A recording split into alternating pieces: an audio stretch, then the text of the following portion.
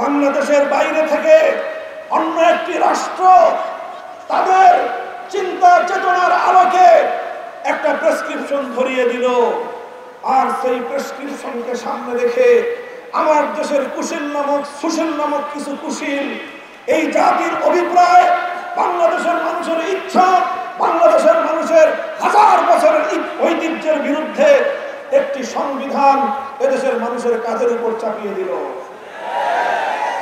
৭১-এর মুক্তিযুদ্ধের নামে ৭২-এর ষড়যন্ত্রের চেতনা শুরু হলো। আমরা পরিষ্কার ভাষায় বলতে চাই, বাংলাদেশের মানুষ ৭২-এর চেতনায় বিশ্বাসী নয়, বাংলাদেশের মানুষ ৭১-এর চেতনায় বিশ্বাসী। তোমরা ৭১-এর সেই চেতনাকে ছিনতাই করার পায়তারা চালিয়েছিলে। বিগত ৫০ বছর এদেশের মানুষের ইচ্ছা, তাদের অভিপ্রায় এবং তাদের হাজার বছরের ঐতিহ্যের বিরুদ্ধে তোমরা দেশকে শাসন করেছো, শোষণ করেছো, এদেশের মানুষকে তাদের প্রাপ্য অধিকার থেকে তোমরা বঞ্চিত করেছো। সংগ্রামী সাথী ও বন্ধুগণ, তাই আজ বলতে চাই, ৭১-এর সংগ্রামের বিজয়কে যেভাবে ছিনতাই করা হয়েছিল, ২০২৪-এর ৫ই আগস্টের এই বিপ্লবের অর্জনকেও ছিনতাই করার পায়তারা চলছে। এদেশটাকে আবার ইসলাম শূন্য করার, এদেশের রাষ্ট্র, রাজনীতি, অর্থনীতি, সমাজ ব্যবস্থা, কৃষ্টি কালচার থেকে ইসলামকে মাইনাস করার পায়তারা চলছে।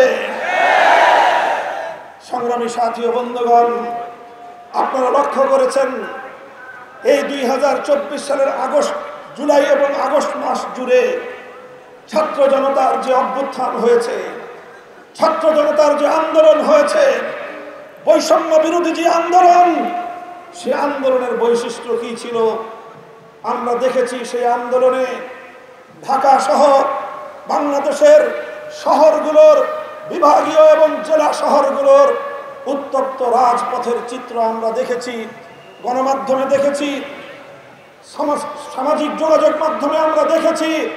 আমাদের ছেলেরা তারা মিছিল করছে, আমাদের ছেলেরা স্লোগানে স্লোগানে রাজপথ উত্তাল করে তুলছে।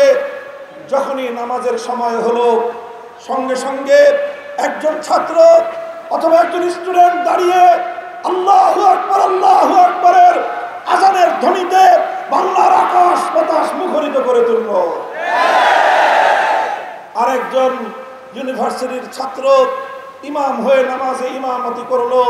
তার ইমামতিতে শত সহস্র আমাদের সন্তানেরা রাজপথে দাঁড়িয়ে রাজপথের উত্তপ্ত পিচ ঢালাই পিচকে জায়নামাজ বানিয়ে রবের দরবারে তারা সেজদায় লুটিয়ে পড়লো।